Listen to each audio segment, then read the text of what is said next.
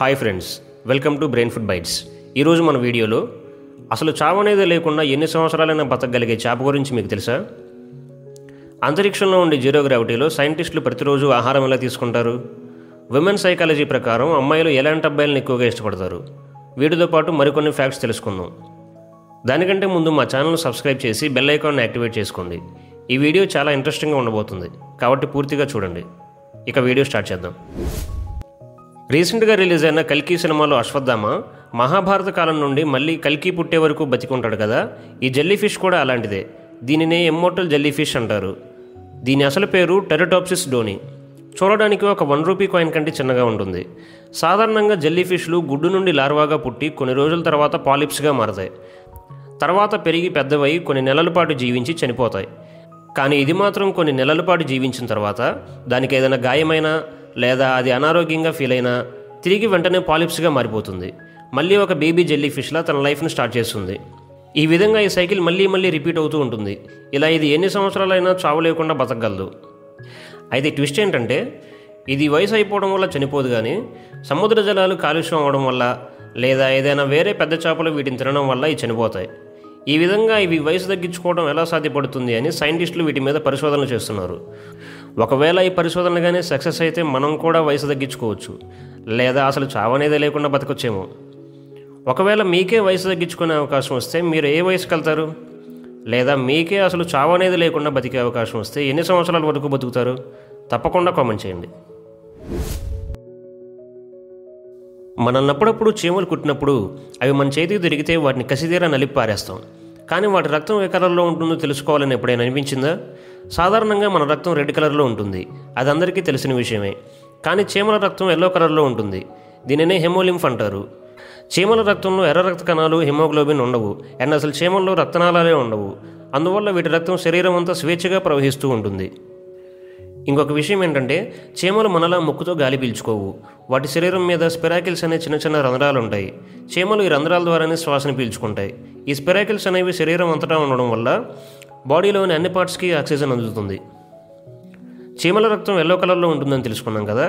అదేవిధంగా ఆక్టోపస్కి బ్లూ కలర్లో, కొన్ని రకాల బల్లులు ఇంకా కప్పలకి గ్రీన్ కలర్లో, సముద్రం లోతుల్లో ఉండే ఐస్ ఫిష్కి పింక్ కలర్లో ఉంటుంది. అంతరిక్షంలో ఉండే జీరో గ్రావిటీ వల్ల ప్రతి వస్తువు గాల్లో తేలుతుందని మనం చిన్నప్పుడు చదువుకున్నాం. మరి అలాంటి పరిస్థితుల్లో ఆస్ట్రోనట్స్ ప్రతిరోజు ఆహారాన్ని ఎలా తీసుకుంటారో ఇప్పుడు తెలుసుకుందాం. ఇంటర్నేషనల్ స్పేస్ స్టేషన్లో ఉండే ఆస్ట్రోనట్స్కి రాకెట్స్ ద్వారా ప్రతి నెల ఆహారాన్ని పంపిస్తారు. ఈ ఆహారం అంతరిక్షంలో ఉండే రేడియేషన్ వల్ల త్వరగా పాడైపోయే ప్రమాదం ఉంది. కాబట్టి దీనిని చాలా జాగ్రత్తగా ప్యాక్ చేస్తారు.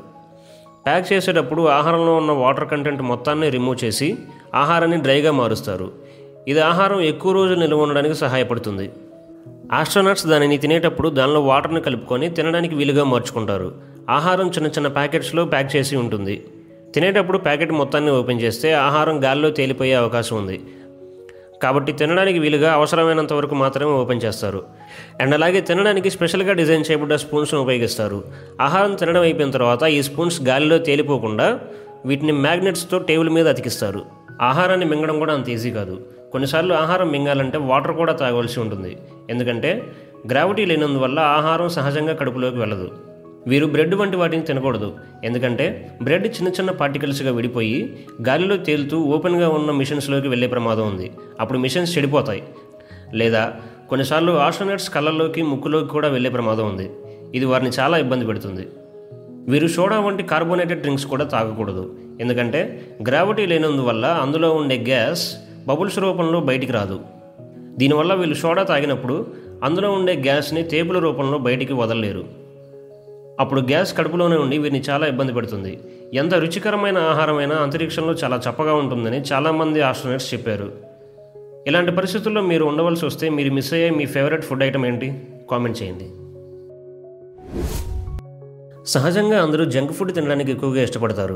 అది ఆరోగ్యానికి మంచిది కాదని తెలిసినా దాన్నే తింటుంటారు. జంక్ ఫుడ్ తినడం వల్ల గుండె జబ్బులు, బరువు పెరగడం వంటి సమస్యలు వస్తాయని అందరికీ తెలుసు.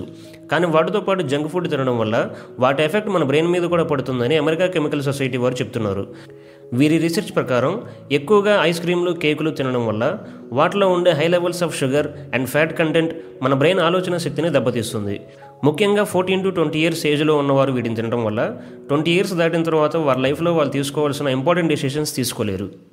ఏది మంచి ఏది చెడు అని తెలుసుకోలేకపోవడం, సడన్గా వచ్చిన ప్రాబ్లమ్స్ నుంచి బయటపడడానికి అవసరమైన డెసిషన్స్ తీసుకోలేకపోవడం వంటి సమస్యలు ఎదురవుతాయి.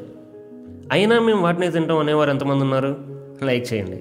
ఈ వీడియోని మీ ఫ్రెండ్స్లో ఎక్కువగా జంక్ ఫుడ్ తినే వాళ్ళకి షేర్ చేయండి. ఒక సర్వే ప్రకారం కొన్ని విషయాల్లో అమ్మాయిలు అబ్బాయిల కంటే టాప్లో ఉంటారు. అవేంటో ఇప్పుడు చూద్దాం.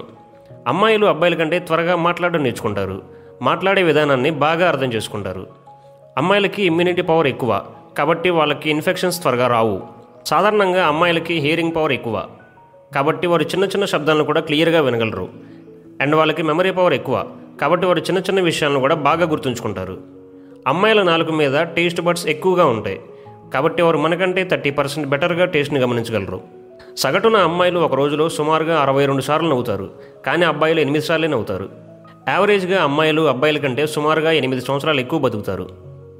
అండ్ ఫైనల్గా అమ్మాయిలు అబ్బాయిల్లో కాన్ఫిడెంట్గా ఉండేవారిని, పెద్దవారికి రెస్పెక్ట్ ఇచ్చేవారిని, సెన్స్ ఆఫ్ హ్యూమర్ ఉన్నవారిని, ప్రేమగా మాట్లాడేవారిని, ఫిజికల్గా ఫిట్గా ఉన్నవారిని, మాట్లాడేటప్పుడు మంచిగా వినేవారిని, వారి ఎమోషన్స్ని బాగా అర్థం చేసుకునేవారిని, ఆర్టిఫిషియల్గా కాకుండా న్యాచురల్గా బిహేవ్ చేసేవారిని ఎక్కువగా ఇష్టపడతారు.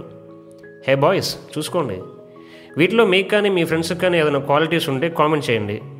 అండ్ ఈ వీడియోని మీ ఫ్రెండ్స్కి షేర్ చేయండి, మరి వాళ్ళకు కూడా యూజ్ అవుతుంది. ఇది ఫ్రెండ్స్ ఇవాల్టి వీడియో.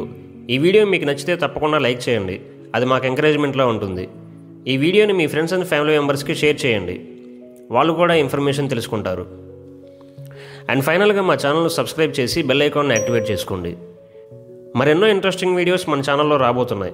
అవన్నీ ఇంట్రెస్టింగ్గా ఉంటాయని నేను మీకు మాటిస్తున్నా, కాబట్టి వాటిని మిస్ అవ్వకుండా చూడండి. I will see you in the next video.